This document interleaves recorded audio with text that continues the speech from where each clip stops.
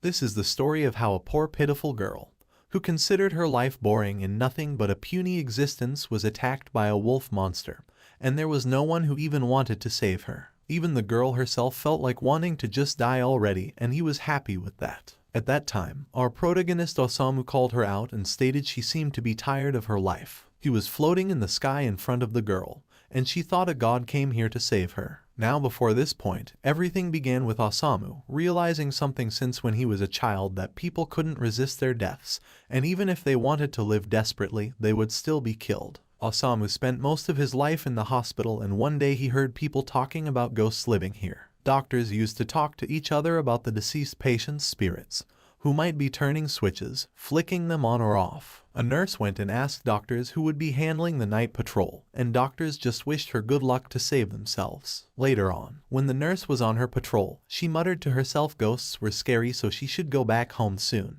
As she reached around the corner, she was ultimately scared off and shouted by a ghost-like person approaching her. The nurse was frozen in fear. Then the person told her not to shout like that. The person turned out to be Osamu, who was just casually passing by. Nurse told him not to come out on his own like this, because it wasn't known when his condition would worsen. Osamu replied he was just interested in finding some ghosts and seeing how they look. The nurse told him he shouldn't be careless like this, but Osamu's curiosity for things was too much once he got interested in something. Then the nurse reminded him how this curiosity of his led to an explosion before, and it was lucky that nobody was hurted in it. Osamu stated it would be fine this time since it was just ghosts, and he was just curious where he would end up after he died. The nurse tried to convince him to have faith in doctors. Then Osamu mentioned his long hairs, which he was unsure of when he could cut them. He started telling the nurse Oshima about his last wish, but she stopped him in between and said he would look good in short hairs, so he should look forward to it and show them to her as well later on.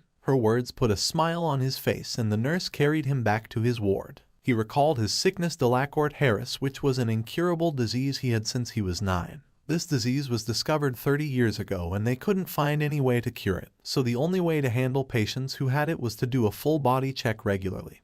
But even that doesn't tell how much time a patient had. It was the same with Osamu, and after he entered his room, he saw the flowers, which reminded him of his sister. She told him these flowers were called Isekai'd, which means hope in flower language. She figured it was the perfect flower for Osamu, and promised to Osamu that one day she would become a doctor and cure him. Osamu remembered how everyone believed that his disease could be cured, but honestly he himself wasn't counting on it. He didn't want to die without doing anything, and become someone of value, not die as a worthless person. Then suddenly, Osamu felt dizzy and he started coughing a lot of blood out of nowhere. The nurses noticed it and they quickly arrived to aid him, but Osamu knew this was it for him. The nurses tried to keep him conscious by shouting out his name, while Osamu's senses kept going dull until he collapsed. After a few moments, Osamu opened his eyes and saw a deer drinking some water in front of him. Suddenly, someone aimed an arrow at the deer, and before the deer could notice it, they shot it straight through the deer's back. Apparently, it turned out to be goblins who shot the arrow with their crazy eyes and hunted down the deer. Meanwhile, Osamu was looking at everything, but the bigger question for him was where he was, and why he was looking white.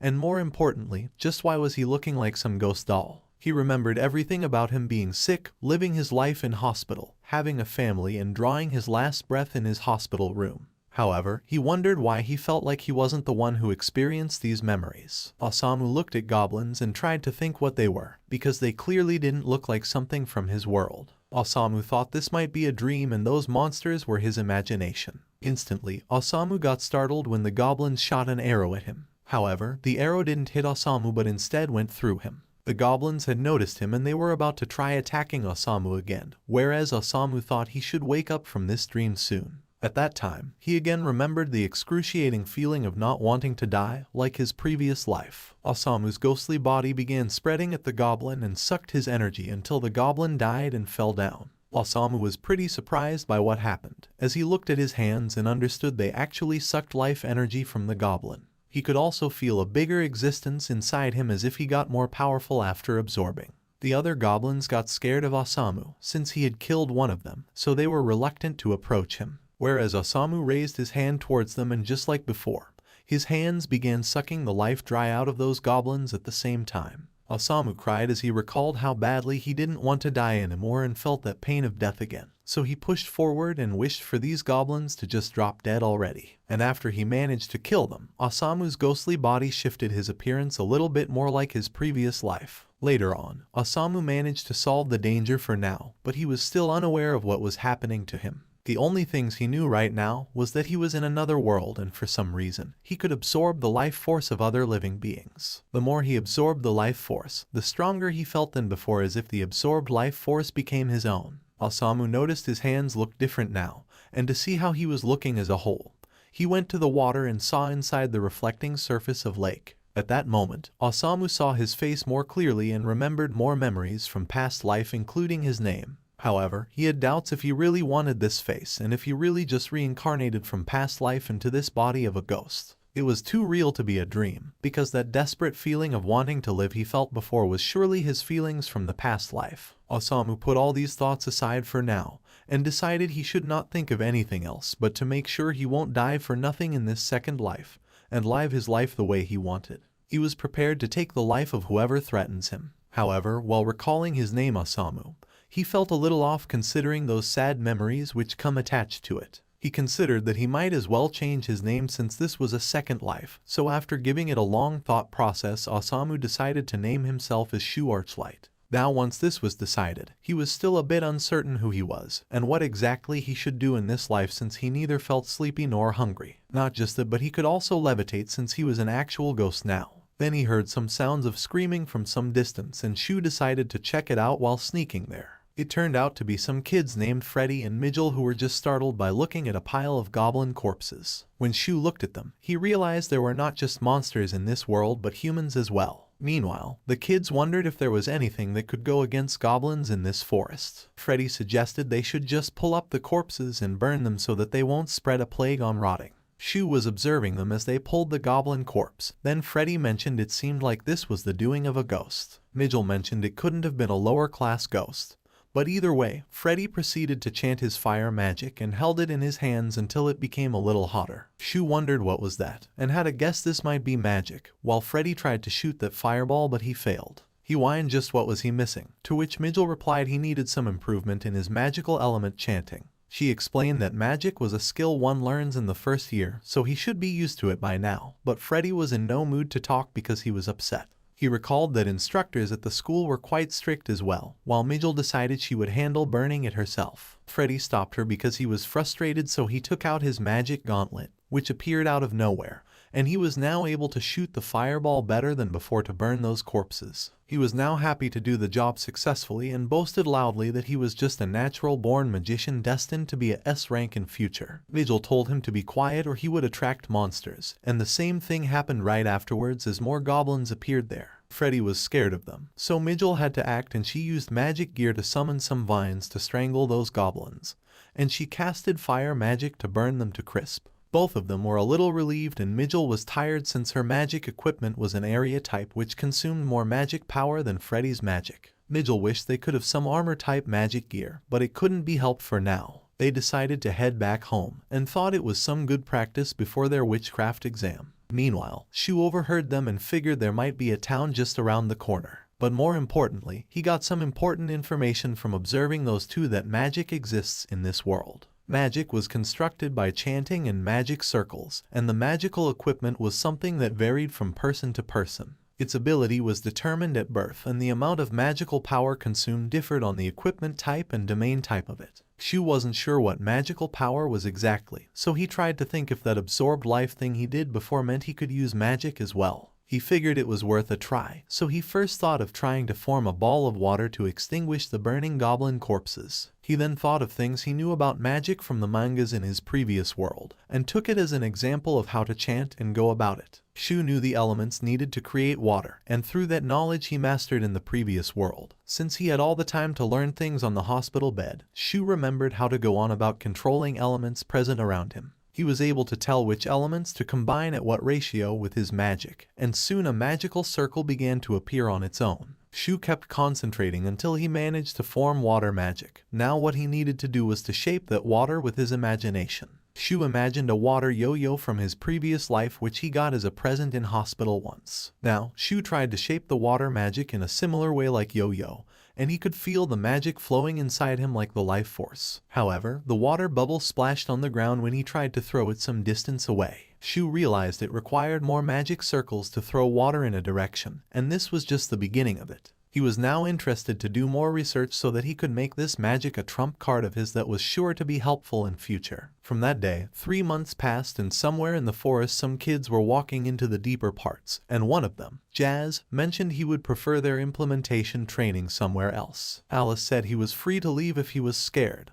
Then Jazz stated he wanted to see her newly acquired magic, so he would stay. He seemed to have some liking for Alice as well, so Jazz wanted to stay with her, whereas Alice made sure to let him know he should remain on alert for any demons in the surrounding area. She wanted to check her ability on the demons as well. Jazz listened to her and he used his detection magic, through which he found a high-ranked humanoid ghost 50 meters ahead of them. Jessie didn't recall seeing such a demon here in this forest before, which made Jazz want to subjugate it by surprise right here. Alice had thought out which attack to go with to fight against the spirit. Then she used her magic vines, which went and strangled their target spirit. Jazz and Jessie were impressed to see their friend Alice successfully casting a tier 2 magic in one try. However, when Jazz took out his magic equipment dagger to land the finishing blow on the spirit turned to look at them, and it turned out this spirit was none other than Shu. He furiously activated a wind barrier magic circle which deflected the approaching Jazz and sent him flying away back to his friends. The kids wondered what kind of magic that spirit used,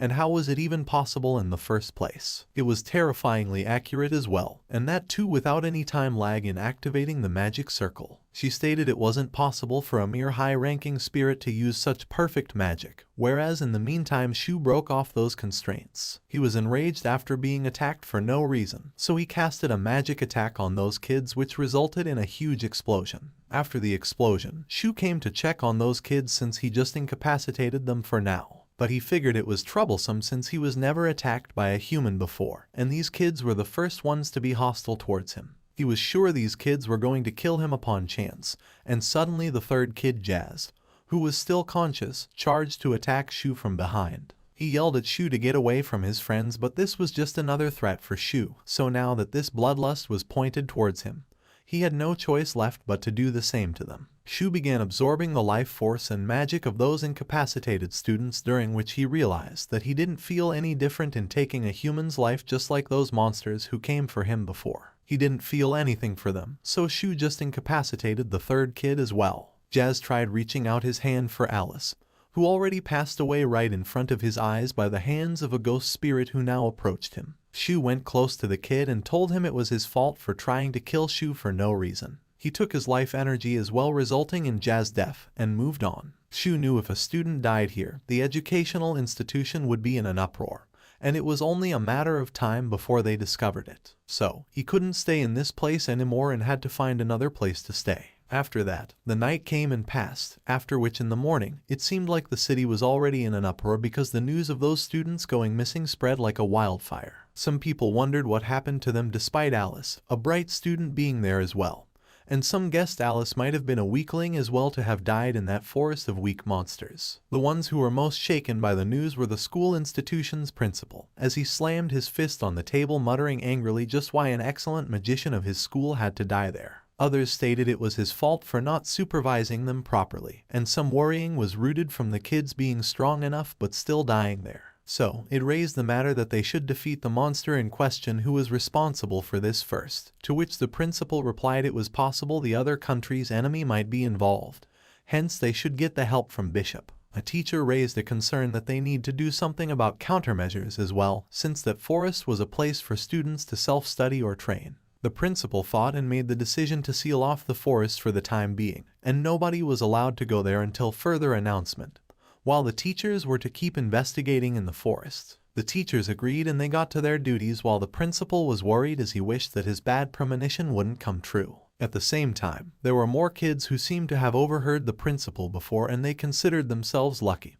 to get a chance to gain some acknowledgement by defeating this unknown enemy of theirs. Meanwhile, back in the forest, some other ghosts which were normal were gathered around Shu. He could tell these ghosts were talking about something to each other, and figured there might be more creatures other than these ghosts since he moved to the depths of the forest. He had been living his life by absorbing the life of other monsters, and before he knew it he was swarmed by other ghosts, who began relying on him as their leader. The ghosts had the natural idea that since he was stronger they could avoid threats. But this just reminded Shu that he was not a human anymore. Then a ghost approached him as if he wanted to say something. Then Shu heard some footsteps which alerted other ghosts instantly. Apparently, these footsteps belonged to some humans who came here after following the ghosts they sensed. Shu was hiding from them as well. But suddenly one of those guys, Shane, whistled and it suddenly cut off the trees Shu was hiding behind. These guys were some students from the same school who overheard the principal before, and here they came to do what teachers were supposed to do, which was to take out this high-ranking spirit. The other guy Dama summoned his magic pet Pui and he sent it towards Shu. After that, the pet Pui sat on the left shoulder of Shhu and before he could realize, his one arm was instantly taken apart by that Pui bird. Shu felt the pain while the bird pet returned to Dama. Shu realized these guys were messing with his body, and they were actually stronger than the previous trio he dealt with before. He could tell these guys were going to kill him, while Shane told Dama to finish off the spirit instead of playing around. Shu quickly began thinking how to get out of this situation, since his absorbing skill wasn't fast enough to suck the life out of these guys, whereas one more attack would definitely kill him. He knew that he must be the one to kill these guys before they made any move, so he put his hand on the ground and began drawing magic circles to buy himself some time and distract them. Shu created some huge magic circles behind those guys and Shane thought it was Dama who created them. But when Shane realized it wasn't him, both of them panicked because the size of those magic circles was ridiculously larger than even a 10th tier spell, or more likely a forbidden spell. Shane never saw anything like it in his life as a teacher, whereas Shu figured those circles must be good enough to distract them even if they were fake. His goal was to just startle them until he could prepare a real magic attack. Then Shane and Dama noticed these magic circles were created by that spirit, who had his hand on the ground, which also made Dama realize that Shu must also be the one to kill those students. He knew it was too risky to let Shu finish his circle, so he sent out Pui to kill Shu instantly, but it was too late for them, since Shu had finished his magic circle, and he launched a large-scale explosive fire magic attack on those guys. It brightened up the area so much that Shu had to close his eyes, and the other teachers in the forest could spot the large explosion. They could tell something bad must have happened to another unit, so they quickly decided to inform the institute about this and get a water mage to put out that fire. Meanwhile, back to the place where Shu was standing, he observed the explosion turned out differently than the ones he used to conduct in the hospital before. However, for some reason the mechanics for explosives he learned before were helpful here,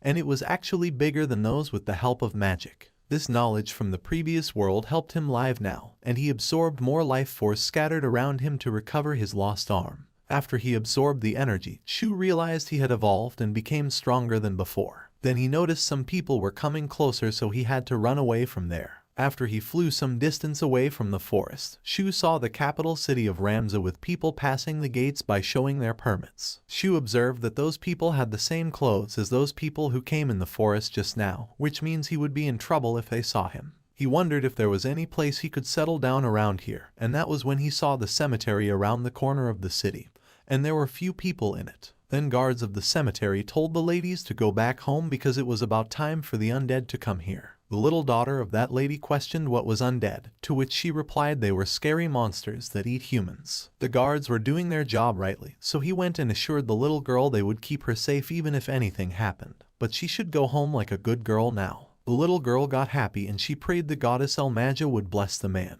After that, the ladies returned back and the guards got back to their duties as well. They figured it would go smoothly since the undead around here were only low-grade ones, while the guard who got flowers felt happy to be appreciated. Shu kept his presence hidden as he approached the cemetery and learned there were monsters here at night. He figured this might be a good place to store up some magic, and even though there were guards here at the exit of the graveyard, he would be fine staying here as long as he didn't make too many unnecessary moves. He didn't want his arm to be taken off like before, for which he needed to be stronger. Then a couple of undead skeletons showed up near him, and Shai got alerted to them. He was dedicated to make these undeads his food and devour their magic powers with his absorbed skill. After some time at the anti-demon church in this city, a knight approached the room of the bishop, and Bishop had been waiting for that knight. The knight he called on was actually a holy knight named Zek, who came here because performing his duties had always been a top priority for him, and also he respected his friend Bishop as well. Zek asked the bishop what he needed him for, to which he replied that the divine child princess of Holy Grinia had made a prophecy recently that a disaster would occur soon on this land. Zek was shocked by hearing this, as Bishop continued that a formal request for an investigation was also issued by Grinia to investigate and report any abnormalities. Bishop mentioned that it might have some relation to the incident in the Dark Forest a few months ago, when 3 students were reported dead there, and the teachers who went to check got caught up in an explosion. In addition to all of this, there have been strange things happening in the cemetery as well, as the number of undead have decreased abnormally. Zek asked why that was, to which Bishop replied it was his intuition, but these events might be related to the prophecy as well. So, now Bishop wanted his trustworthy friend Zek to carry out the investigation to find out anything unusual. He was confident that Zek would be able to complete it as rank a mage, and Zek accepted Bishop's mission at once. After that, by the time of the night, Zek went to the graveyard and one of the guards told him there was certainly an odd decrease in numbers of undead here. He also added that it was because of a spirit, who apparently seemed to be accumulating magical power for some reason. The guard took on the role to lead them to that spirit through his detection magic, and Zek followed him with his pupil. He figured if it was just a skeleton, he could have wiped it out with a single blow. But since he heard the warning from Bishop, he didn't want to take any chances and use his spear at full power from the start. Meanwhile, the undead skeletons were being taken down by strong magic attacks from Shu. He was improving the scale of his attacks by adjusting some science behind it. Shu kept trying different magic attacks from fire to gravity and barrier-type magics, and in the process he soon evolved again. Whenever he evolved, he observed that his magic reserves increased significantly. He managed to evolve a lot in this graveyard together with acquiring some new abilities. Now he could also use detection magic by focusing his attention and channeling his magic like a spider's web. It allowed him to detect the presence of beings in the area, and he figured this must be how those teachers before were able to tell where he was. Now, Shu liked to have this ability as well because he could tell if a hostile being was around him. Suddenly, he detected some humans approaching towards him and he could tell they were packing some serious magic power. Shu tried to move places, but those guys just followed him as if they knew his location. Shu was sure that now he couldn't avoid them anymore, so he faced them as last option. The guards alerted their captain Zek about the spirit being here, and Zek assessed they were actually against an evolved spirit right now, which made Shu the strongest spirit in this graveyard right now. Zek took out his magical spear to take out the spirit. Then Shu asked them if they wanted to kill him just like others. However, Zek and others couldn't understand what Shu was speaking, so Shu judged them based on their armors, which meant they were soldiers of this country. He was pissed off at why these guys keep attacking him despite him trying to keep his head low. Now, since there was not much choice left, he decided to have the magic circle activate before those guys could even make a move. Zek knew Shu was about to attack, so he alerted everyone else, but before they could react, Shu already finished one of his new techniques, slashing the sky domain. Suddenly, all the knights and guards besides Zek were all slashed apart into 2 pieces from the middle. Shu just killed them instantly, but he was on guard against Zek, who was still standing in one piece. He recalled the slashing sky domain he just used was one of the many techniques he studied and mastered, which worked on controlling the body of his targets and then manipulating it with his absorb magic skill while also serving it according to his wish. However, there was a downside that he couldn't use this technique on opponents with more magic power than himself. Whereas at the same time, Zek was trying to understand what the hell just happened here, because a mere spirit demon shouldn't be able to kill multiple magic soldiers at once. He knew those guys he trained were not the type to be defeated easily, and yet they were lying dead on the ground by the hands of this insane spirit. Zek lost his nerves as he charged his dozens of magical spears and shouted by the name of Holy Knight Zek.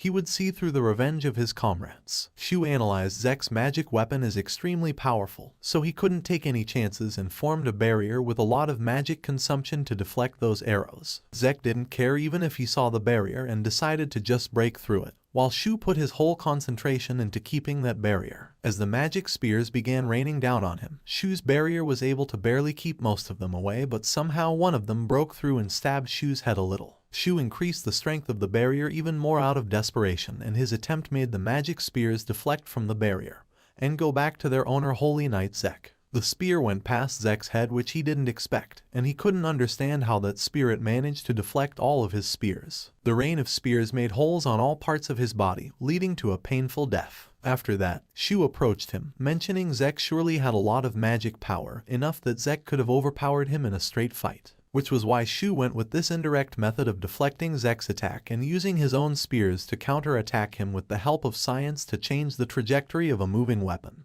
which he learned in previous life. This method took a great deal of attention for him to work, but in the end he could now absorb Zek's remaining life energy to regain his magic. He used his absorb ability to devour Zek's magic, and Shu could feel his powers rising significantly. Shu realized Zek's magic power was alone more than all the other knights combined, and it helped him evolve even further in a very short time. Shu could feel that his whole body was a little more tangible than before, and now that he couldn't stay here anymore, he decided to go back to deep parts of the forest and hide himself in an area where nobody comes. After some time, the bodies of Zek and other knights were found and taken by the church. The priest suggested to the bishop it would be better to not look at Zek's face, and informed him that the cause of Zek and other mages' deaths were very similar to the one in the dark forest. The bishop was grieving the death of his friend, while the priest prayed that the souls of those who died would rest in peace. Bishop was having hard feelings that he should have taken the prophecy more seriously, and repenting now won't bring them back. He couldn't just let this plague exist anymore, so he swore by the name of Goddess Elmaguire that he would surely avenge his friend Zek. Meanwhile, after that incident in the graveyard, Shu wandered into deep parts of the forest for several months,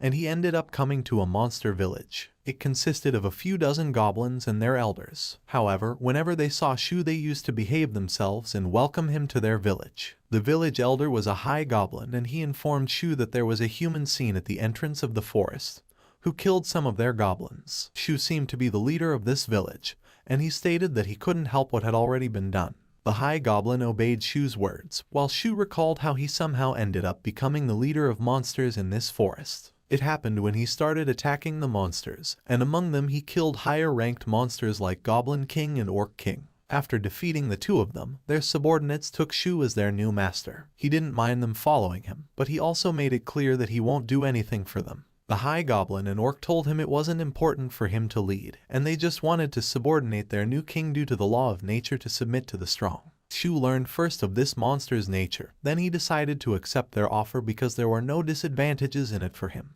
And as a result, he was now their village chief with no problems with magic power, and no human interference either. He was all glad to live peacefully, until he suddenly sensed a presence from the forest. This presence had a fairly large magical power, so it was natural that Shu needed to check it out himself. Meanwhile, a girl seemed to be running as fast as she could in the forest, as if she was chased by something dangerous and her life depended on it. The monster chasing her turned out to be a werewolf who eventually caught up to the girl, and laughed as it got closer to its prey. However, the girl didn't want to die from a persistent monster, so she tried using enhancement magic, but unfortunately, her magic circle didn't activate and vanished into the air. The girl began having second thoughts, while the werewolf stabbed a hole into her chest with its claws. The girl fell down on the ground, and the werewolf was enjoying making its prey suffer before landing the finishing blow on her. Surprisingly, the wound of the girl started healing by itself, and when the werewolf noticed it, it was pleased to see it would be able to have more fun with her now. The werewolf kept inflicting pain on her body with its sharp claws over and over again,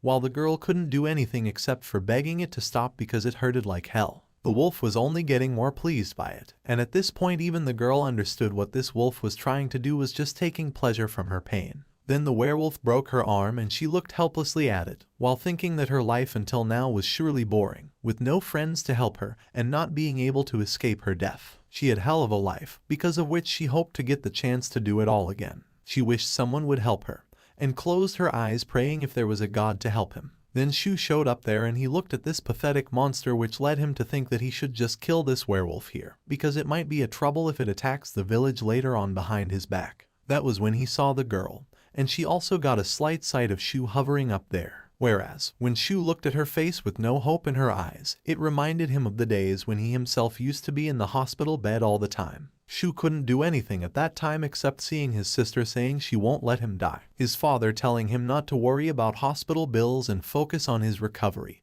and his mother who comforted him by saying she was happy to have given birth to him. Shu was glad that he got a warm and devoted family, but still the thing he wished for more than anything was to just live. And now that he could see that same hopeless expression with a will to live in the eyes of that girl, he understood she must have had a boring life. So, to her surprise, Shu came down and stomped on that monster so hard that it was dead just from the pressure of his feet. The girl saw that Shu saved her life, and after that he absorbed the life energy of a werewolf. She turned to look at Shu and asked who he was and why he helped her. Shu replied he didn't save her and just killed the werewolf for himself. He assured her she won't be harmed and told her to go back home. The girl didn't expect that and she requested him to wait. After some time, she was still following him to thank him for the help. She introduced herself as Iris, and Shu introduced himself as well. He asked her why she was here in this forest, to which she replied it was to collect some herbs, and she was actually a dropout. Iris stated that she didn't realize when she ended up in the depth of the forest, and before she knew it she was being chased by werewolves. Shu summarized her situation into 4 words that she couldn't go home. He also mentioned that she doesn't look like a dropout. Then she told him she was indeed one because she wasn't good at manipulating magic. She was simply called a failure at her school because of not being able to use even basic magic. Then Shu asked her if she couldn't learn or acquire it either. Iris replied she was just too much of a pushover because no matter what the teachers said, their words and teachings were too complicated for her to understand. After that, she proceeded to tell him that her magic skill was being an immortal, which was a skill that would allow her to live as long as she had magic power. However, if she were to suffer any injuries she would still feel the pain, which would recover eventually. When Shu heard it, he realized there were mountains of things he didn't know about this world, and one day he might need to deal with humans, so it was important for him to gain some knowledge. Later on, Shu guided her the path until she reached out of the forest, and told her she would be able to go back from there. Iris was extremely happy and she asked Shu where he lives. However, she noticed Shu wasn't coming with her now and suddenly a large plant monster appeared behind them. Iris knew she wouldn't be able to deal with this monster, so Shu used his wind magic since this monster was in his way. He cut it into many pieces and Iris witnessed his magic power with her own eyes. Shu told her to just hurry up and leave while she was standing there in awe. She questioned just what kind of magic Shu just used, because that magic circle he used just now was never seen before. She figured this was at least 6th tier magic, which raised the question just who the hell Shu was. She wanted her questions to be answered desperately, but Shu just smiled back and said it was a secret. However, Iris wasn't the type to give up and bother him again and again with the same question. She stated she won't be going home until he told her. Then Shu told her she had been here for too long so he would send her back himself. He reached out his hand towards her while she was still talking, and in the next moment there was a magic circle under her. It was bright enough to make Iris close her eyes, and when she opened them, Iris saw that she had just gone teleported all the way from the forest to the city's gate by Shu's magic. The people around the gates wondered where she came from, while Iris was totally in shock because this thing of teleportation was really big since this magic technology was so advanced that it takes a lot of magic from even multiple rank mages. She couldn't help but wonder what if she were to meet Shu again. After that, she went into her city Erdana, into the magic academy she used to have accommodation in. The people there used to make fun of her for being a dropout who couldn't use magic, and she was hated even by the teachers. However, when Iris returned with a smile this time, other students bullied her saying what a failure like her had to smile about. She told Iris that a failure has no right to be happy. Iris had to cope with these things until it got dark. Later that night, she sat alone near the window thinking if it was Shu, he would have never mistreated her like this because he did not insult her even after seeing through her clumsiness. Iris was sad while thinking various things and looking at a picture she had with her dad. Next day, back in the forest, the goblins went to Shu to tell him they could smell a human nearby. Shu didn't think so, so he sent the goblins back to village, and when he used his detection magic he found Iris in trouble again. He asked if she enjoyed getting attacked by monsters while she was being strangled by a tentacled monster. Shu helped her again and asked why she came here again.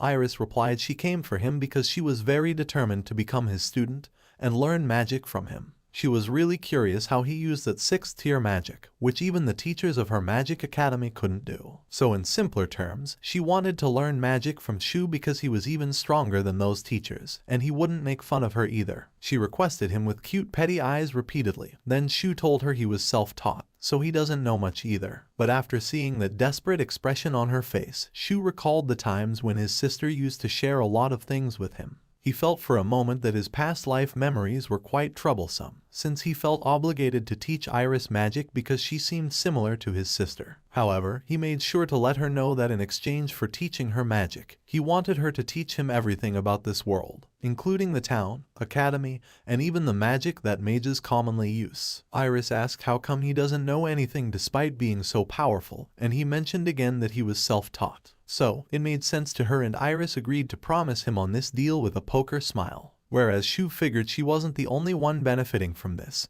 since he also needed to gain knowledge to live in this world. He figured this was a good offer, and thus Iris began telling him about the basics of magic, which was made up of 4 basic elements. Along with these elements, it was said that the world was made up of a total of 12 elements, and then by using magic, one could interfere with the truths of this world and create artificial phenomena called witchcraft. It was in simpler terms forming a circle to interfere and create spells of their own wish. Shu listened to her carefully and understood that he could amplify those basics with the knowledge he gained in previous life. He learned that these natural elements could be used to create more techniques. He asked her how tiers were determined for the magic, to which she replied it was described by the number of tiers, and the higher the number was the more powerful a magic spell. Now, it was his turn to teach her, so Shu asked her what kind of magic she wanted to learn. Iris shouted out her name, and she told him to call her as Iris, not a girl or something else, but only Iris. Shu gave in to her repeated requests and explained to her that the basics of the wind mage depended on knowing more about the wind impact. He showed her an example and asked if she wanted to learn that, and she replied excitedly that was exactly it. She stated being able to shoot it without chant was amazing. Shu asked her if she could tell what he did, to which she replied he just gathered the power of the wind and launched it. Shu asked her then what was the wind itself, and she had nothing to say for it. Shu asked further, but she knew nothing about it. Then he asked her to give it a try to use the wind magic, after which she raised her hand and began chanting while not being sure if all her chants were correct. And thus, the outcome was a weak magic circle which broke down by itself, leaving her all disappointed in herself. Shu then explained the mechanics to trigger a strong wind.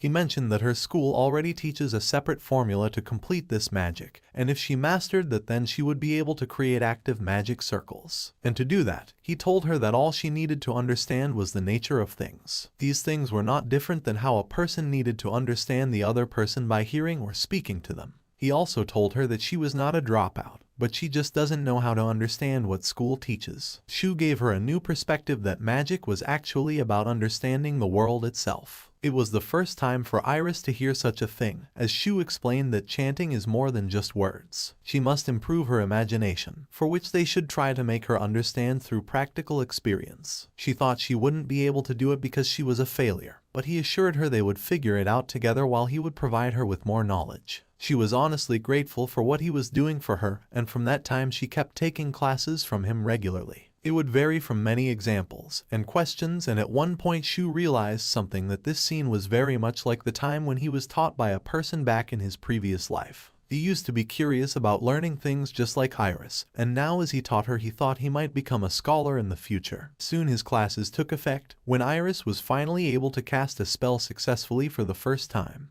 It brought tears of joy to her eyes, and this was a really big change in her life than before. She was really happy, and with this emotional boost, she told Shu that she wanted to understand him and magic more. Shu replied he wanted to understand more about magic as well. He thought at first that he helped Iris just to gain knowledge that would help him, but as he spent more time with her, it was easy to tell that he was not feeling lonely anymore with her. From that day, their classes got even more complex topics, and Iris wound up spending most of her time learning magic from Shu. Around those times, other students from the academy were witnessing an increase in Iris' magic, and out of jealousy they even made false rumors of her having to sell her body to teach her for learning magic. Iris didn't care about those rumors and remained focused on her studies. Soon, she caught the eyes of even seniors when she mastered 7th Tide magic and also had the highest amount of magical energy in her grade. They believed she was this strong because she was the daughter of a great mage, as she inherited their parents' name, and her full name was Iris Silverbread.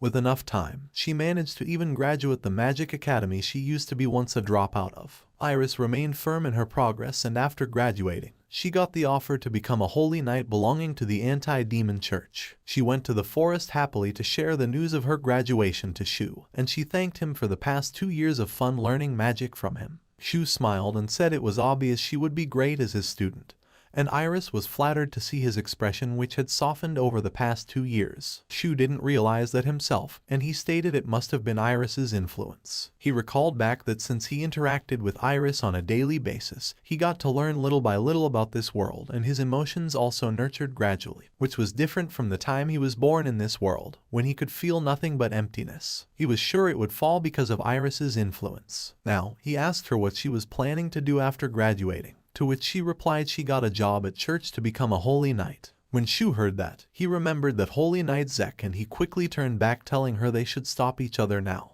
She asked why he was like this all of a sudden. Then Shu mentioned that holy knights were the ones who hunt demons. Iris agreed that the holy knights surely did hunt demons because they were absolute evil. Shu realized just now that even after knowing him for 2 years, she still couldn't tell that he was a demon as well. She was surely smart but still clumsy in some ways. Then Iris told him if she didn't get to see him again, she would absolutely hate it. And she was also here today because she wanted Shu to watch the inauguration ceremony, where the names of new holy knights would be declared to the people. She wanted Shu to be there to witness this big moment of her life, and aside from that it wasn't like she had anyone else like father or mother to witness her award ceremony. Shu understood how important this was for her as he closed his eyes, and agreed that he would go there. It brought a bright smile on her face and she made him promise that. She warned him that he absolutely needed to come there, and then she began dancing around in joy. Shu was happy to see her happy, and Iris came to hold his hand as she told him that he was still kind and hadn't changed since the time they met. Now soon the day of the inauguration ceremony came, and the city of Erdana was filled with people celebrating the festival. The shops were having many people passing by, and one of them was our protagonist Shu, who went to a shop and asked if there was a festival today since the town was lively. The guy replied it was because of the inauguration ceremony of the new holy knights. This was special for people because it meant that the number of people who would protect them against demons would increase. The guy asked Shu if he was a traveler, since this knowledge was known to everyone. Shu agreed that was the case, while thinking how he was able to blend in with others without being noticed, by changing his form with magic. While Shu was exploring the city, back at the anti-demon church, the bishop declared to everyone that demons must be destroyed, so the children who were chosen to become holy knights must do their all to serve this church. Iris was also one of these holy knights, as the church priests proceed to tell them they would look forward to the son these new holy knights would bring. After that, among those holy knights, the elder bishop called for Iris and mentioned that he remembered her parents named Dahlia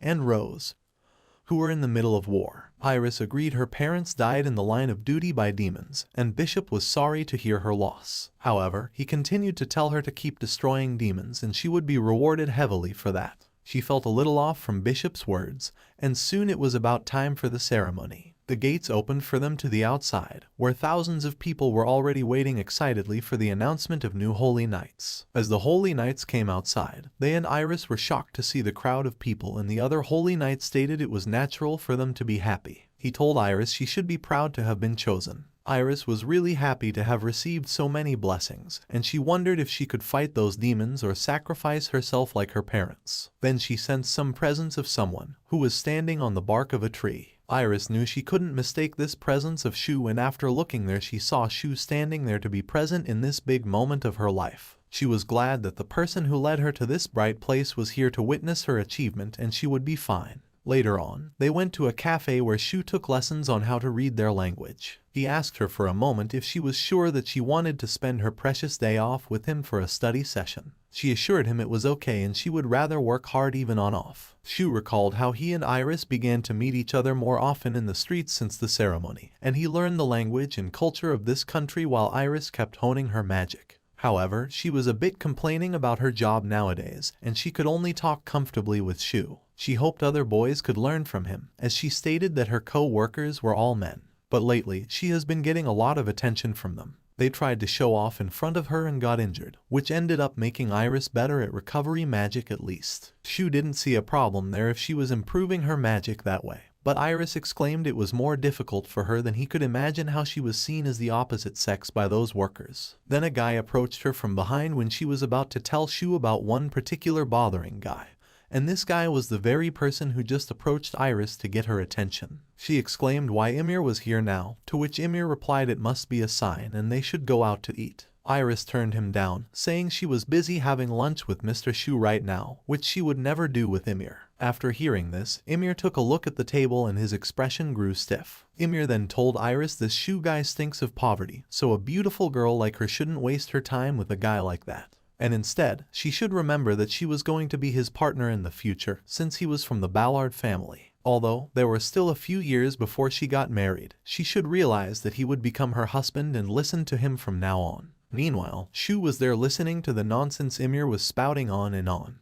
But when he tried to force his ideas on Iris, Shu closed his book and told the guy to back off because this was sexual harassment. Ymir went silent after hearing it, as Shu warned the guy to get away from here. Ymir hated being told by a filthy lowlife what to do, and it made even Iris pissed off. She told Ymir to mind himself in front of Shu, and Ymir began making excuses that he didn't need to pay respect as a holy knight to some poor guy. Iris stated this was enough, and he must not speak ill of her master Shu anymore. Ymir asked her if she was kidding about this guy being her master. Then he asked Shu himself what family he was from. Shu knew he must keep his identity as a demon hidden here, so he just replied that he abandoned his house because he didn't like knighthood, and preferred to study the truth of magic. Ymir didn't shut up and he mocked Shu, saying he must be a loser who disobeyed his family and couldn't make a name for himself as a scholar. Iris told him to shut up and Ymir felt like this was enough for the day, so he didn't waste any more time here and left, calling Shu a loser. This left a remaining silence behind, and Iris apologized to Shu for what happened because of her trash colleague. Shu told her she shouldn't be the one to apologize, and he wasn't mad at all. Iris wanted to say sorry again, but Shu filled her mouth with the bread and said she should be focusing on eating because they had to go out shopping this afternoon.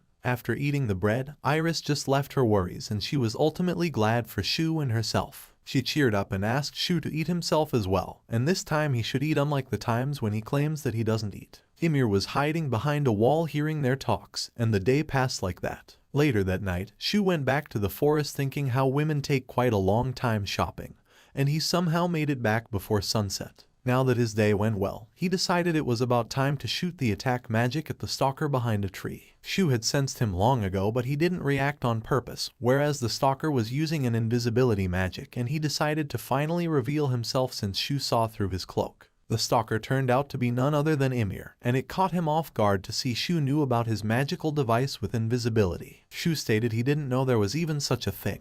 Then Ymir remarked that he knew it all along, that Shu was not a magician, and nor even a human either. Shu asked why he thought so, to which Ymir replied that this forest was known for its everlasting darkness, which was a domain of monsters, so no one dares to go near this forest at night. Ymir stated even a ranked holy knight such as himself avoid it, and compared to that, if Shu was here alone at night, it was nothing more than a suicide. Not just that, but Ymir also added that back at the cafe he noticed that Shu was the only one who didn't order any food, and that must be because demons don't eat human food. Shu realized that Ymir had it all figured out already, so he should just transform back to his original form as well. After Ymir saw his real form of spirit demon, he shouted desperately that Shu didn't deserve to be with Iris anymore. Ymir charged and swung his invisible sword around Shu, which was pretty unexpected for Shu, but it wasn't something he couldn't handle. However, he wondered if Iris would be in trouble if this guy went missing, so he decided to avoid killing Ymir, and told Ymir that he was going to let him off the hook for now because he works with Iris. Ymir replied rudely Shu doesn't have to pretend like a human, and he was just a bug he was going to kill right here. Shu knew this guy had a thick brain, so he prepared his defensive barrier instantly to block Ymir's attack.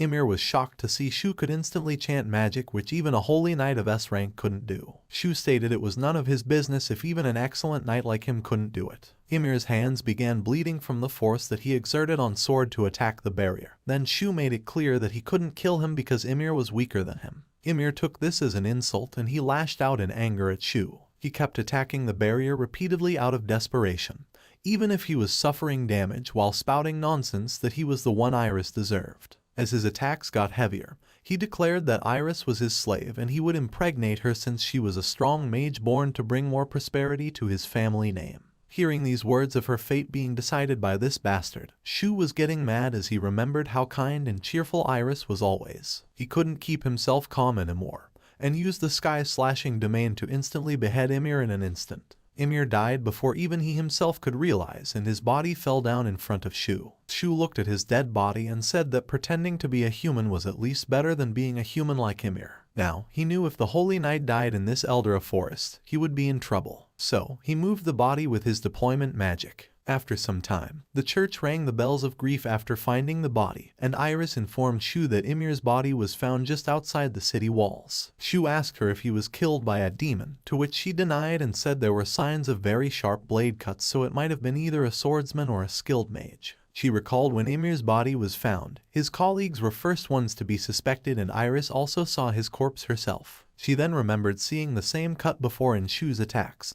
Then Shu asked her if she was sure the culprit was a mage. She had a slight guess, but she played dumb and said the culprit might be outside and definitely a mage. She stated the world was surely a dangerous place to live in, but somehow this death of Ymir helped her a bit. Thanks to that, she was finally getting some normality in her work, whereas Shu wished he could have some normality in his life as well. Later that night, somewhere the Princess Kamiko was looking into the stars in the south and reading probabilities with her magic. The maids behind her were adored by the sight of the princess using her beautiful magic, and suddenly, the princess began seeing something. She entered her subconscious mind where she looked at two doors in front of her. One of them was a good wooden door, while the other one was a flesh and blood door of resentment. She could tell that one was free to pass through either gate, but she was shocked when she looked inside the black door, as a skeleton came out and told her the day of the choice was near. Kamiko screamed as she got out of her subconscious mind, and in a shock, the maids went to her side quickly, and later on the elder bishop held a meeting with other bishops and higher priests to inform them that Princess Kamiko predicted a future which might be about the king of the demons. Some of the priests were shocked by the possibility of that disaster-level class demon king, while some couldn't believe it. However, the elder bishop stated that it might be true because when the previous immortal king Zenon appeared, a prophecy was made before that as well. Therefore, they couldn't take this prophecy lightly because it warns them about the upcoming death of a demon king.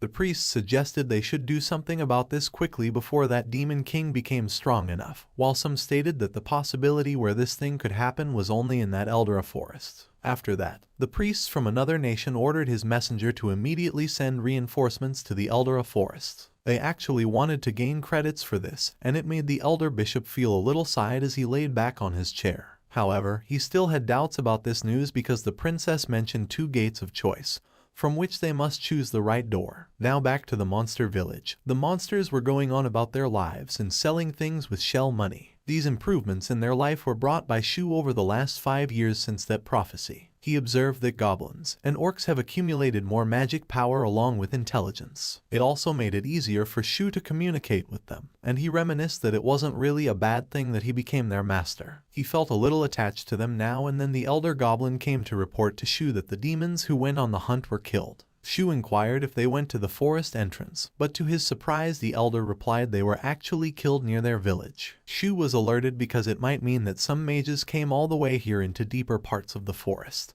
and these enemies were also strong enough to wipe out even evolved monsters of this village. Shu recalled this could only be done by those holy knights, and if it was really the truth then this attack could mean the start of a subjugation against demons. Shu quickly told the elder goblin to spin a strong yarn and produce as much rope as they could in a short time, because he decided to set up traps beforehand for those invaders. Shu had another option in mind, which was his new technique, but it was still in development and not ready yet. He was also worried that if these were holy knights, then it's possible that Iris might be coming with them as well. Then he remembered she was busy chasing some criminals, so he didn't need to worry about running into her for now at least. Now he decided to step up himself to face those invaders. Meanwhile, back at the church, the knights who scouted the forest reported to the church about the demon village in the forest. It contained demons of medium to high rank classes, which was pretty unusual for that forest. According to the reports, the village had about 200 to 300 demons in it, and they seemed to be following a higher being.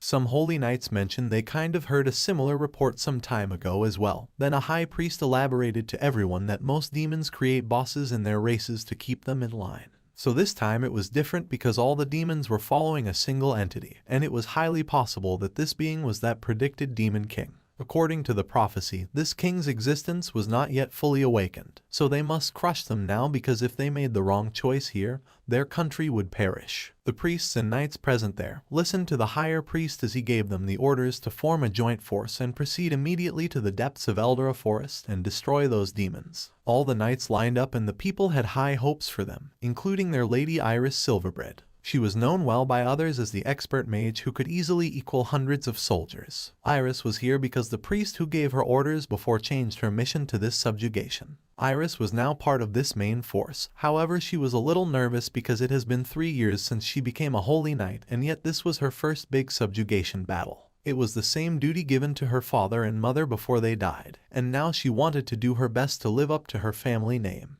Then a friend of hers startled Iris from the side and told her she could take it easy because she would be supporting Iris to her best. She told her to take everything she needs as they need to leave in an hour. Iris got prepared to leave, but she hoped she could have gotten to speak to Shu before this mission. She doesn't know if she will make it back from this mission in time for her next meeting with Shu. Meanwhile, Shu just finished setting up traps from stringing a threat through trees and hanging things from it. It would serve as an alarm to know where the enemies were coming from. However, he let others know beforehand that the enemy had the power to wipe them out, so they must not let their guard down no matter what. And as for him, he would leave things to them for a while to learn magic to help them. He called out the Elder Goblin and told him to take care of the village while he was gone. The Elder Goblin respected Shu a lot and he bowed down to respect this order from Shu. After that, while Shu was training, he figured that Holy Knights might have already made their next move, so he needed to quickly develop this new magic circle to protect the village. However, even if he was trying his best, this specific magic circle was having many troubles and was still unstable despite how many times Shu practiced it. Shu took a closer look at where the problem might be, and after looking at it for a while, he sighed as he cancelled it out. It was not at all working the way Shu wanted to, because he didn't have accumulated enough magic power in that circle. Shu was trying to process different combining techniques into one magic circle and keep the circle compact. But this was proving to be quite difficult to form it into the shape and work the way he wanted to. Then suddenly he realized that surprisingly he subconsciously began to think that he had to protect that village, even if it was nothing to him before. It must be because Shu got attached to it since he had changed a lot from the time he spent here. At that moment, a loud sound of explosion came from the direction of the village, which caught him off by surprise. Some time before that explosion, the goblins in the village were preparing their defenses and some of them asked where Shu was. The Elder Goblin told them he was preparing some magic to protect everyone, for which the Elder Goblin admired Shu a lot. Then they heard the traps going off and the whole village got ready for the incoming enemies. However, as they chased to the location of traps in the forest, the goblins didn't see anyone and suddenly a knight slashed 3 of them from behind with a longsword. The goblins were caught off guard from that unexpected attack, as the Holy Knight kept glaring at them. The knight stated how come these goblins who could set the traps didn't think ahead of it, because this knight actually used these string traps against those goblins to get them out of their lair. It saved him some trouble of looking for demons, and now the knights ambushed those goblins. This team of 3 also included Iris, and now their subjugation battle has begun. Iris recalled their strategic meeting prior to this mission, when their leader informed them about their plan to form 5 teams, each with a vanguard, a rear guard, and surround the demons' village to ambush them at once. Iris remembered the deepest part of Eldera Forest must be further than the place where she used to train. After their strategic planning, the knights headed out with hopes of achieving their victory in this battle. Now as the knights approached the village, they got to work and the fight began between the demons and the knights. The Holy Knight on Vanguard put up a good fight against the demons, while the rear guard mage chanted her spell of thorns and unleashed it towards the orcs to entrap them. Meanwhile, the third person used his submerged magic to kill off those orcs, even if they were scared of dying with their kids. The submerged magic formed dark magic hands, which eventually finished them off in a dark subspace. The knights were joyous over killing off those demons, as they claimed they were the strongest. One of them mentioned he was quite afraid before because of the prophecy, but it turned out that the demons were quite weak, enough for even newbies like them to handle them. But as they stepped further in overconfidence, that knight fell off into a pitfall trap and the other ones asked him if he was safe. The knight who fell wondered just how those demons dug up this pit, because according to books demons don't have intelligence to do so. The knight above the pit Kyle asked the fallen one to get out quickly, but to his shock he was in danger himself as he screamed. The guy in the pit shouted what happened to Kyle, but after that he saw a goblin showing up at the pit. The guy got scared seeing the goblin when he wasn't on guard, while the goblin remembered that the pits they set up had a concealment magic, and when the prey fell they were told by Shu to hit the target in the pit immediately before giving them a chance to react. The goblins quickly aimed their axes at the guy and jumped down to go for the kill. The guy knew he wouldn't survive this, but to his surprise, someone killed the goblin with a sword. The guy was glad to have been saved by his senior Holy Knight Rubelius. Rubelius told the rookie to never let his guard down, as studying battles in textbooks and the battlefield were not the same thing. After they got out of that pit, Kyle was there waiting for his friend to be saved. Yoon was glad to see that Kyle was alive, and Kyle told him he wouldn't be here if seniors hadn't showed up to save him. Now, Rubelius assured the rookies that he would take care of the rest, so they could go and join others in the south. The other Holy Knight added they should also get their injuries checked by Iris in the way. The rookie knights listened and went on their way, while the seniors discussed how they should embrace themselves to face the king of these demons. Then Rubelius noticed someone was ahead of them, and they couldn't understand why a human was out there and who he was. Whereas Shu, who just arrived at the village, had to witness the sight of his dead comrades, the goblins and orcs, which ultimately made him feel a lot of resentment. The senior knights thought Shu was a human since he was in his human form, and told him this place was dangerous so he should evacuate immediately. Shu just stood there silent for a moment, then he muttered to those knights to just die, as he used his domain cult magic on them instantly. Rubelius was shocked by Shu's immediate activation, and before he knew it, his comrades were dead within a second. Rubelius shouted they were the holy knights of Eldra, and he had no intention of harming a human, so Shu should lower his fist down. It was when Shu realized he forgot to undo his human form. Then Rubelius changed his words and said that now that Shu already killed 2 holy knights and his comrades, he wouldn't be able to forgive him for this, as he took out his sword. Shu exclaimed back that they were the ones who ruined his place in the first place, and he won't tolerate this barbarism, as he used gravity magic on Rubelius. Rubelius was immediately brought down to his knees, and he felt his body kept getting heavier. He quickly used physical strengthening magic to counter the gravity and somehow managed to break the magic circle with his sword. Shu understood Rubelius was surely strong enough to be able to easily break his magic circle, and it was possible for him to be even stronger as well. Whereas Rubelius also understood the same, but he considered if Shu was an enemy mage from another country.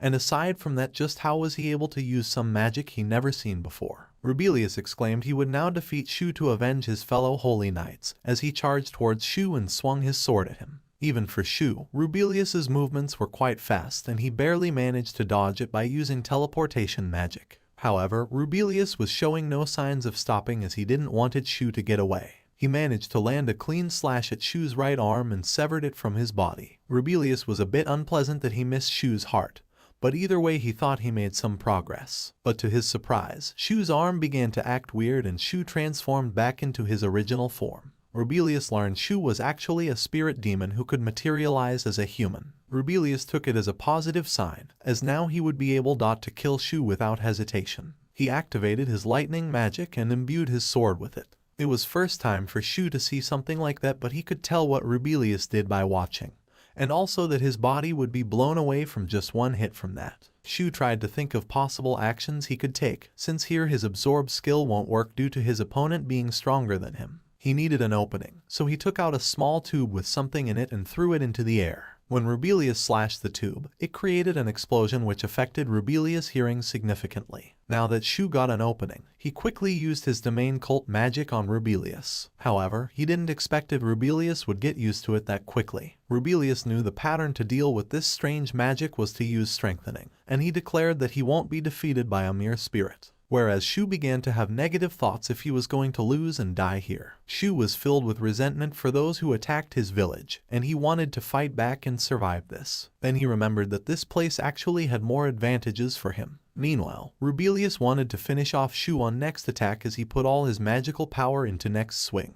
Shu immediately deployed a magic circle under Rubelius's leg, which he noticed right away. Shu then created multiple circles around Rubelius, which he kept dodging without much efforts from one point to another. Rubelius thought Shu was exhausted since he was being desperate with these small harmless circles, and thinking that Shu was cornered, Rubelius prepared his sword for the next big blow. Shu purposefully glanced at Rubelius's feet and figured just one more should do the trick. He created another magic circle under his feet, and Rubelius called Shu stupid to repeat those dumb circles. But when Rubelius was about to dash for his final attack, suddenly he lost his ground as he fell down in a very unexpected pitfall trap. All the magical energy Rubelius put in his sword unleashed inside the pit, and he himself got damage from it. Shu figured that was a close call, and he was glad that he dug multiple holes with everyone as well, which helped him remembering where they were. Meanwhile, Rubelius was being burnt from his own magical power until he passed away. Then Shu heard a goblin's voice, and when he looked around, he saw it was one of those goblins who were about to die from severe injury. Shu quickly ran to aid him, but the goblin apologized to him, knowing that he failed to protect the village. He was extremely sorry for it, while Shu held him in his left arm.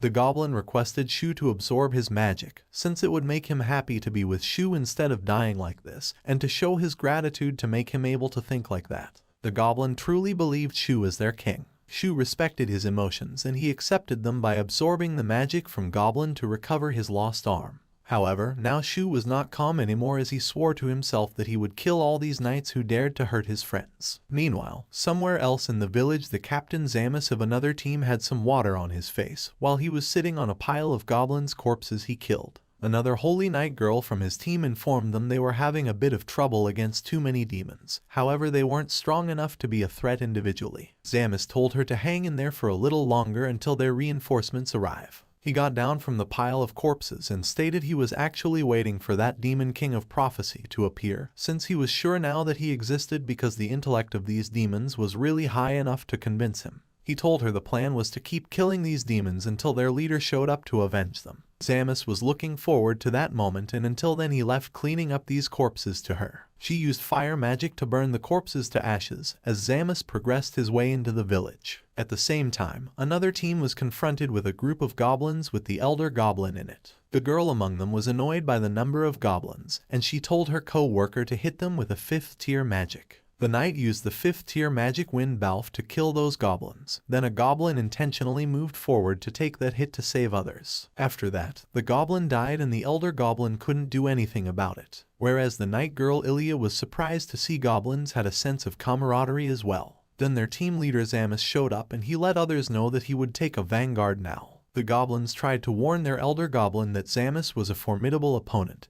and they didn't stand a chance against him. But the Goblin King didn't falter at all because he wanted to keep the promise he made to Shu to protect the village while he was gone. The Elder Goblin wanted to live up to his expectations, and the knights began making their move with fire spells. But to their shock, Shu appeared there with his hands placed at their heads. He activated the domain cult under their feet, and before they could understand what was happening with them, Shu told them to just die as he killed them all by splitting their bodies in two from the middle. Shu was extremely angered, whereas when the team leader Zamus looked back, Shu didn't let him get any time to respond by dashing straight at Zamus to blow him up into hits. He created instant explosion circles at Zamus and he couldn't react to them in time, which ended up causing his body to explode. However, water came out from his body and it exploded into multiple pieces. Shu stood there after that explosive spell, as he could tell that he wouldn't have stood a chance against that knight due to his unusual amount of magic power. But when Shu looked at the body of Zamus properly, he noticed it wasn't blood that came out from his body, which made him feel like something was off. His doubts were clear when Zamus began moving and all the parts of his body turned into a water vortex. Shu took a few steps back, as Zamus was recovering while stating that blowing him up was a good decision,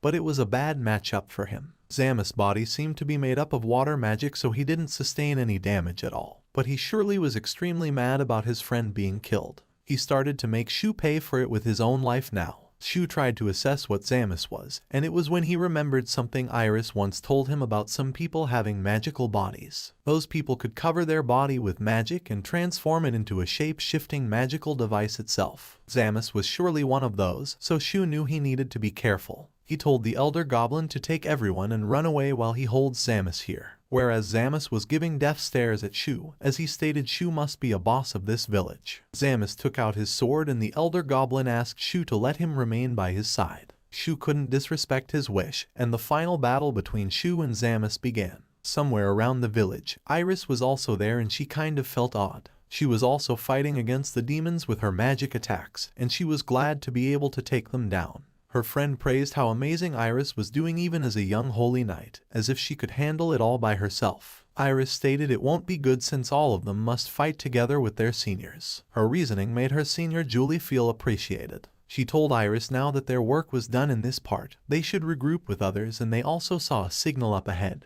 They began moving towards there, then they met with the other knights Kyle and Holt and asked them where Rubelius was. Holt replied he heard Rubelius telling them to move and they would join them later on. They slaughtered some more goblins and healed themselves with the help of Iris magic. However, they wondered just what kind of entity the leader of these demons must be, to be able to increase the demon's strength that much, which means their boss must surely be a disaster class threat. Other Knight Kyle replied this leader was not currently the disaster class, but still he wondered if he was strong enough to hero rank holy knights. Iris didn't have a good feeling and she recalled some memories from the past, when she was informed about her parents' death in the battle to take down a disaster class threat. It happened when she was only a child, and before they died, they faced each other and lost. Hearing this made Iris want to take revenge for her parents, and she wished to never let anyone die by the hands of a disaster class again. After some time, all the Holy Knights regrouped with their captain Zamis, who seemed to be calm after a tough battle. He told them they were late, and the other knights asked him where everyone else was, and if the demon he was holding the disaster class. Zamis agreed. He managed to tie up this demon with his magic armor,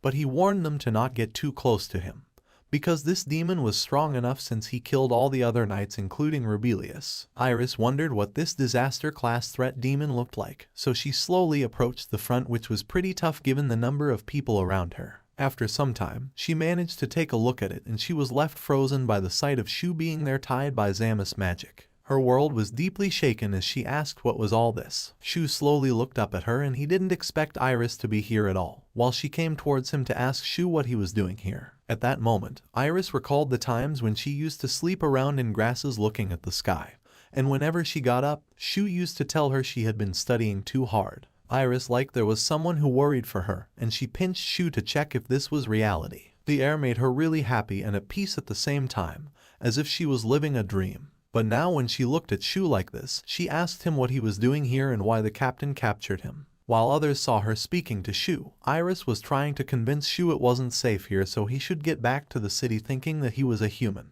Then Holt asked what the hell she was doing, and another knight held her hand, telling her to get away from this demon. He urged Iris to refrain from doing any rash actions, since demons were dangerous to get close to. But to their surprise, Iris replied it was already because Shu would never attack her. The knights couldn't understand why she wasn't listening, while Zamis was watching things unfolding. Zamis asked Shu if he and Iris knew each other, which put Shu in a worried thinking because he couldn't let Iris be portrayed as a traitor in others' eyes. So, he denied he didn't know her, and there was no way a human and a demon could be friends. Iris was taken aback by what he just said, while Shu just wished she would pretend she didn't know him. He wanted her to understand that the current situation was overwhelmingly disadvantageous for them, since Shu couldn't deal with Zamis with his domain cult because of his water magic. Shu was also tied up by the same, so for now he wanted to prioritize Iris' safety and make her life easier. Zamis was suspicious at first, then he laughed it off, saying it was a relief, as there was no way a holy knight would be acquainted with a demon who killed their comrade.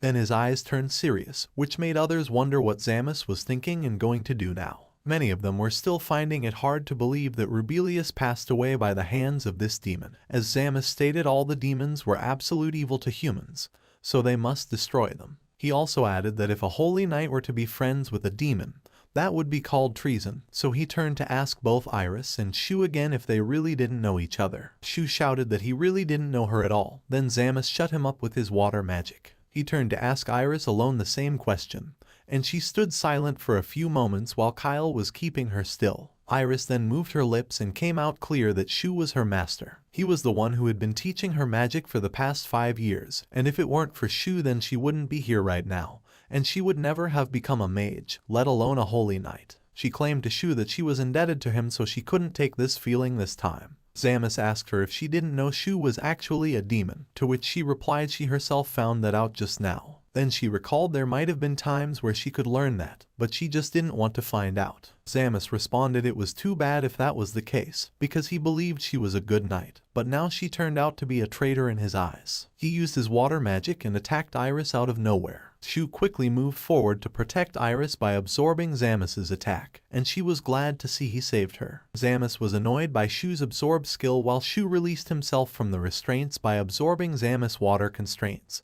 When Zamis was distracted, he was sure these guys won't let him escape, so Iris called out his name. Shu snapped his finger at her forehead, saying she should have just kept her mouth shut, but she reasoned she didn't want to do something that would make her Shu's enemy. Shu was deeply moved by her loyalty, and he thanked her for it. Suddenly, the water attack pierced through his body, and Zamis lifted him up, asking just what he was chatting about. Zamis declared that he would punish the traitor Iris later and kill Shu first. Shu seemed to be trapped again, as other knights prepared their weapons and gave death stares at him. All of them were about to use their attacks on Shu, and Iris cried out to stop everyone from attacking Shu. But she was being held by Holt, and now Shu was on his own to defend himself from attacks of all these mages. Iris asked Holt to help her convince others, while Shu was deflecting the attacks aimed at him. Iris claimed Shu was her benefactor and a good person. At the same time, Zamis and others were confronting him. Holt was shocked by Iris' actions, and he asked her if she was going to betray them here despite being friends until now. Iris didn't regret what she did, whereas Holt told her she was a witch if she were to betray them here. Whereas Shu was being attacked with the second-tier earth magic, and some vines strangled him. Then Zamus added up his third-tier water prison magic to confine Shu even tougher. Shu recognized what they were trying to do, as the Holy Knight Dracia used her magic to finish confining Shu. She wanted to pay for the lives he took. Then Shu replied he only killed those guys because he didn't want to die himself. He stated demons and humans were the same in that regard since nobody wanted to die, so they did everything they could to resist their death to the bitter end. Dracia couldn't care less what he said because all demons were evil in her perspective, so Shu must be killed just like them as well. She claimed it was what they were taught by the teachings of goddess El Magia. Then Shu used his vibration magic deployment from inside to create an explosion.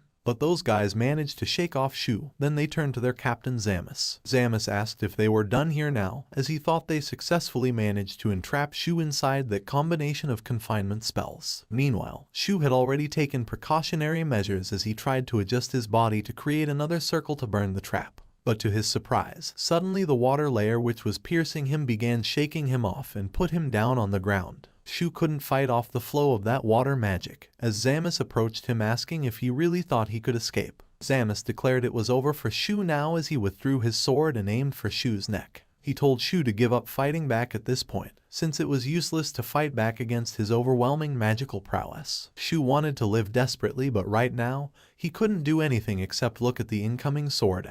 He thought this was it for him now, and in the end he couldn't help but regret being so weak at the nearing end of his life. But suddenly, a lightning magic attack came from another direction and hit Zamus's sword, which resulted in Zamus missing his shot at Shu. Shu quickly used this opportunity to get out of their grasp, and he managed to free himself from Zamus's attack, which went empty from that interference. Zamus was pretty shaken from this annoying interruption as this got on his nerves, and he shouted just what the hell Iris thought she was doing by hitting that lightning, despite being a holy knight herself. A few minutes before, Iris was having hard time processing what was going on, while Holt was trying to make her understand she must align her mind and they would forgive her. But to his surprise, Iris just pushed him off and quickly ran to cast a lightning impact magic aimed at Zamus. Holt couldn't understand why she did it, while the one most pissed off from it was Zamus himself. He told her she just removed any chance of her passing the punishment, and now she was a full traitor. Whereas Iris muttered she did it because it was impossible for her to just stand by and watch Shu get killed right in front of her eyes. Zamus was so done with all this drama, while Shu was grateful for her because if he hadn't used that impact to deflect that sword, he would have died already. And now that everyone was focused on them, Shu figured he must come up with a plan to break through this situation.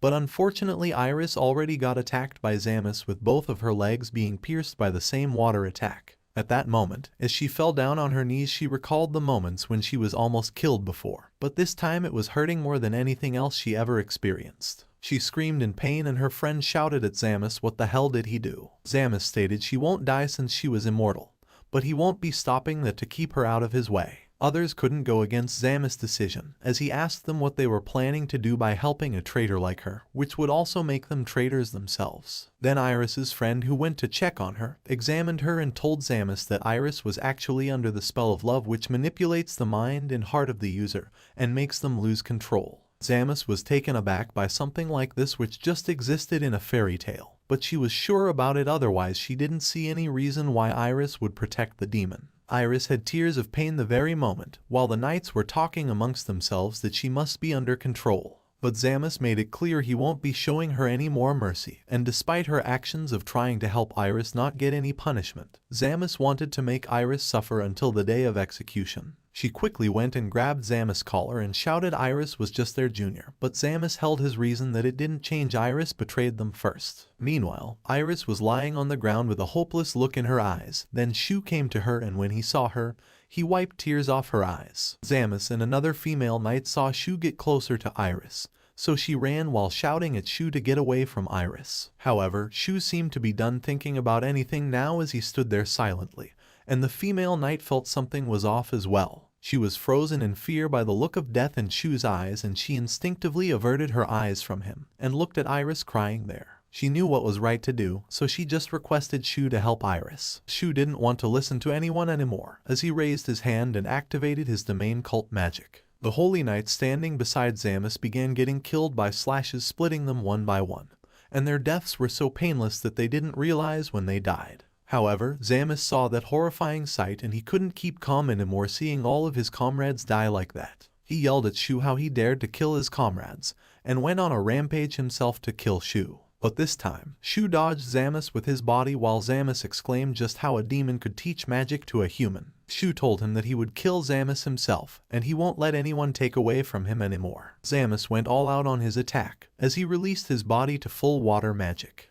However, Shu didn't care about the risks now, and to kill Zamis he took the most riskiest way, which was to absorb the whole body of Zamis while withstanding attacks. Soon, Zamis couldn't stop being absorbed by Shu and he mercilessly devoured Zamis until there was nothing left of him except his armor. Shu could hear the sounds of too much magic he just absorbed, and it made him feel significantly stronger than before. He had gained tremendous magical power just now, which was enough to evolve him into a whole new race, which was called Death Elementa. Shu looked completely different than before now, and more terrifying as well, with dark magic leaking around his whole body. At the same time, Iris realized that water magic piercing her vanished and her abilities healed her body soon. She saw Shu had become a death spirit now, and how everything just happened to wipe out her entire squad of holy knights. After some time, the anti-demon church learned that more than 20 holy knights deployed got themselves killed, with one sole survivor. They ordered everyone else to make sure people won't hear of this news, because this loss would break everyone's spirits and hopes they had in the anti-demon church. The elder bishops were all in chaos, and they summoned Iris to their meeting. She introduced herself formally to them, and the bishop and priests looked at her. They began with the understanding that she might have been exhausted from her long journey, but they wanted a report of what happened more clearly. The bishop asked if everyone who went alongside her to the battlefield were really killed by that demon king of the prophecy. They couldn't fathom just what monster could wipe an entire elite squad of holy knights. Iris lied to them, saying it was a mutated ogre king with abnormal magical power, and they were all overwhelmed by its power and fell. In her mind, she had decided to keep informing them about Shu because if the church heard of it, they would just gather another squad of holy knights and attack Shu again. So, she mixed her reports with lies and stated that the demon king chose to let her live because she was immortal, and he also left her a message to deliver to the church. Iris mentioned the message was to simply that the demon king won't attack humans again if humans don't attack him first. The priests were all pissed off by hearing the demands coming from a demon, and they didn't think the demon king could have that much intelligence. The elder bishop was upset to hear that the prophecy did hold the truth of the demon king, and while they were worried, Iris suggested to others it would be good if they just leave the demon king alone. That way they won't be killed if they just stayed away from the depths of Eldora Forest. Then the priest standing beside her said the smell lies in her words. Iris was startled by the sudden remark, while the priest Gremlin got Iris scared. Gremlin stated that she might just be lying because it was known that Iris had a magical body, which made her immortal. But it had limits as it only lasted until she had magic power. And no matter even if she was a holy knight, Zamis was far superior to her in both combat power and magical power. So, there was no way the demon was able to kill just Zamis, but not Iris, who made it out alive. Gremlin exclaimed to her to answer him now, which left Iris in deep trouble thinking what she should say now. She thought anything would be fine, but for some reason she couldn't speak or move her body. She was scared that what would happen regardless of her speaking truth or lies might not lead to a different outcome at all. Then the gremlin held her by the hair and told everyone else that this woman was lying, which he was sure of given his experience of dealing with people over decades. The gremlin demanded Iris to speak the truth of what really happened in Eldora Forest, and Iris couldn't help but spill out the truth now. She told everyone it was a special type of demon who killed everyone, and even Captain Zamis's equipment was instantly destroyed by his powerful magic. She stated the race of that demon was a spirit, which was believed to be not that strong to handle. Iris continued the spirit demon was first in grasps of their captain Zamis. Then Zamis got forced into a disadvantageous position as suddenly a magic circle appeared and tore through dozens of mages in an instant. She couldn't forget what she saw that time, and after hearing this the priests were more scared than they were before. Not just that, they also heard from her that the spirit gained tremendous power from absorbing all the knights and even their captain, after which the demon spirit began to overflow with dark magic while there was nothing left of Zamis except his armor. And lastly, due to so much magical energy the spirit evolved into a death spirit. The elder bishop was deeply worried after hearing this, because the monsters that have developed unique abilities were told in legends, including the Demon King.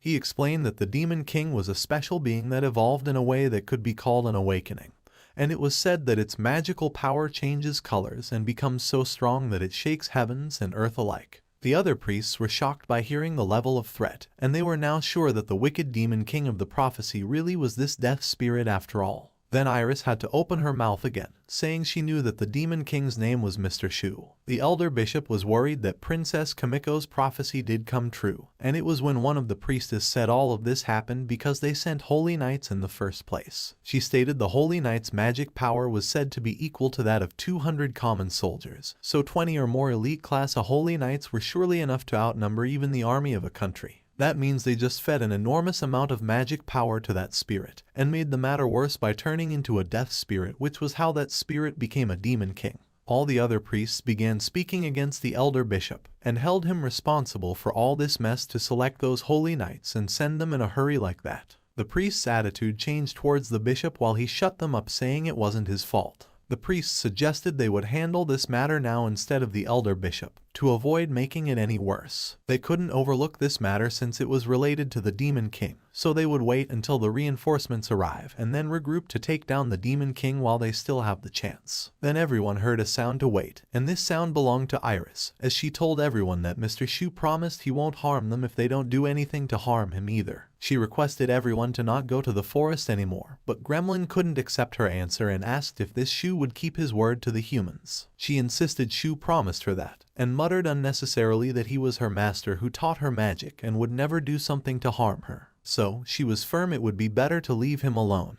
But Gremlin got a whole different picture of this and accused her of selling out her fellow knights right away. Iris denied it, but the accusations only grew more as Gremlin stated she must have informed those demons about their attack in advance. He insisted that was also why she was the only one who survived, and it all makes sense now that it was all her fault. Iris tried to deny it, but Gremlin lit up fire with his foul words at everyone else. Iris turned to the elder bishop to say something, but to her surprise the elder bishop just wanted to save his neck, so he put all the blame on her that she was the reason why the holy knights were killed. The Gremlin added they should send the message to the royal capital that they captured the witch who betrayed her friends, and was also responsible for the birth of the demon king, so the preparations for her execution must be done at once. All the priests quickly followed up on that order and surrounded Iris, as they left everything to Gremlin to do things as he pleased. Meanwhile, deep in the Eldera forest, Shu prepared funerals for everyone while he was training his newly found powers of dark magic. After practicing it for long, he finally managed to get the hang of this magic now. He learned at this time that death magic was capable of killing things with just a single touch. So, he didn't want to go out there with this dangerous power carelessly